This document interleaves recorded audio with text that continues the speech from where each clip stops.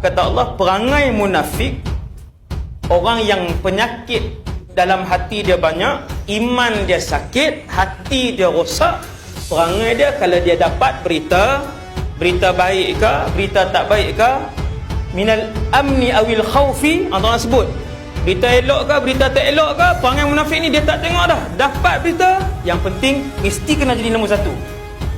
Ada'u bih, mereka akan menyebarkannya. Dia tak selidik dah. Sifat siapa?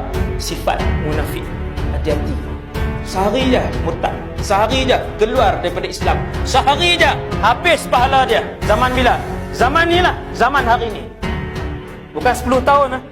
Kita bukan 10 tahun lagi nak masuk zaman fitnah. Kita sedang berada di kemuncak fitnah.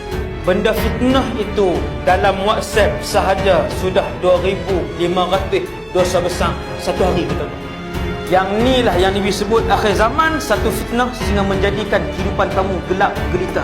Ni Nabi kata, ketika kamu lihat suasana itu sedang berlaku di keliling kamu, fantazirud dajjal, Nabi kata, maka nantilah kedatangan dajjal, minal yaumi aw ghadin, pada hari itu ataupun esok, paling lambat